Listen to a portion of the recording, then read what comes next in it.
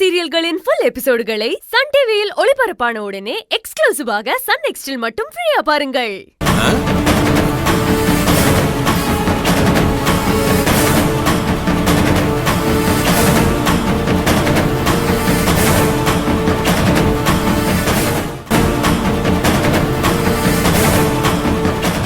இந்த வைரஸ் அவன் மொபைலுக்கு போனதும் அவன் போன்ல இருக்கிற எல்லா டேட்டாவுமே 5 நிமிஷத்துல அழிஞ்சிரும்.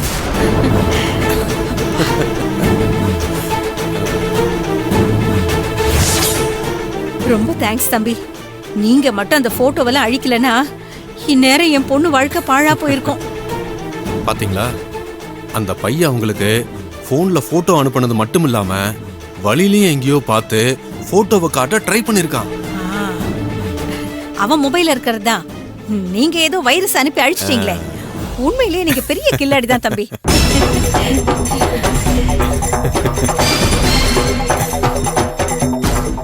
இதுக்கே அசந்துட்டா எப்படி?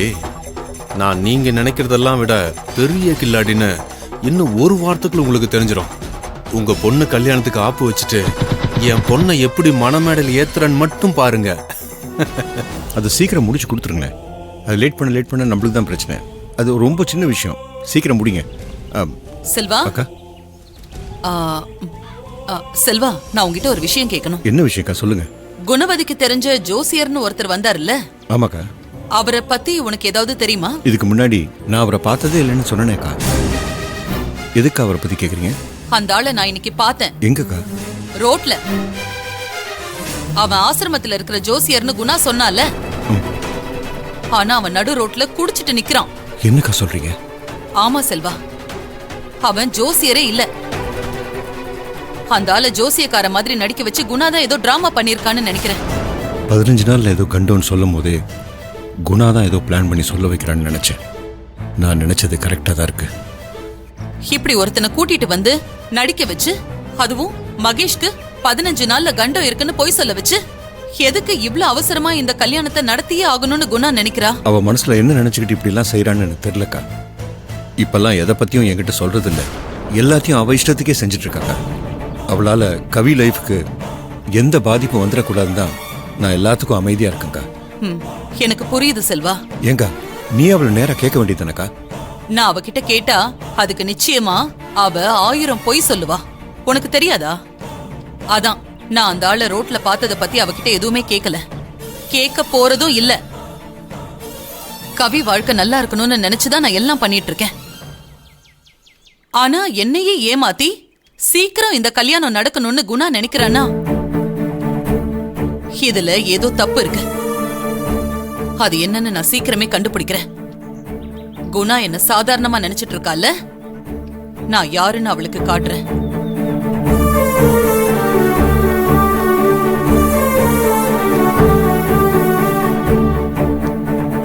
பெத்த அப்பாவா என்னால இந்த கல்யாணத்தை தடுத்து நிறுத்த முடியாம நான் தவிச்சிட்டு இருக்கேன். உன்னால இந்த கல்யாணம் நின்று அஞ்சலியும் மாப்பிள்ளையும் ஒண்ணு சேர்ந்தாங்கன்னா எனக்கு அது சந்தோஷம் தான்க்கா. கடவுளே, இதுக்கு நீதான் துணையா இருக்கணும்.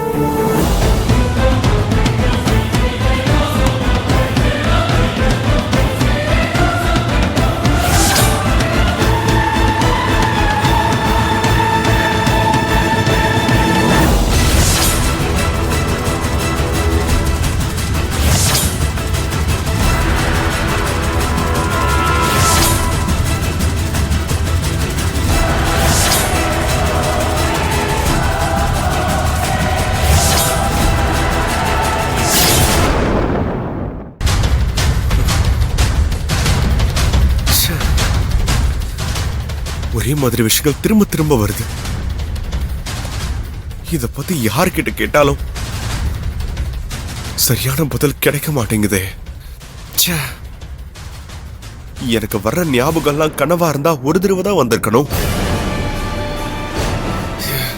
ஏற்கனவே நடந்த சம்பவமா இருந்தா மட்டும்தான் திரும்ப திரும்ப ஞாபகத்துல வந்து போகும். அப்படி பார்த்தா எனக்கு வர்றது கனவா இருக்க சான்ஸே இல்ல. என் ஞாபகத்துக்கு வர்ற அந்த பொண்ணு முகம் கவி மாதிரியும் தெரியல, வேற யாருன்னு கண்டுபிடிக்கவும் முடியல. முகம் மட்டும் கரெக்டா ஞாபகத்துக்கு வர மாட்டேங்குதே. ஆனா முகம் தெரியாத அந்த பொண்ணு கூட பைக்ல போறேன். அந்த பொண்ணுக்கு பூ வைக்கிறேன். அந்த பொண்ணு கூட ஐஸ்கிரீம் எல்லாம் சாப்பிடுறேன். அந்த பொண்ணுக்கு தாலியும் கட்டுறேன்.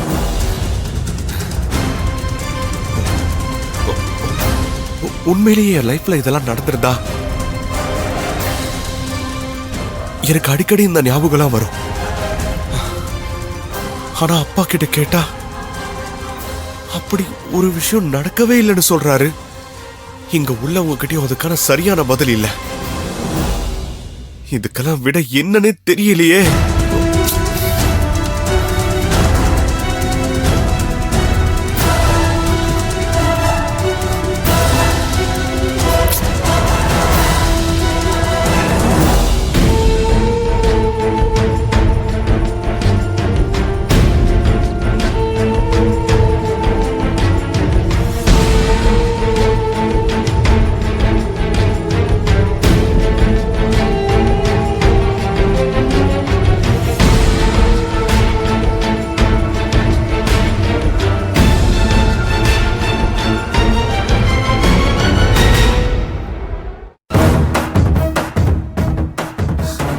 அந்த குடிகார பையன் ஜோசியரா இருக்க வாய்ப்பே இல்ல.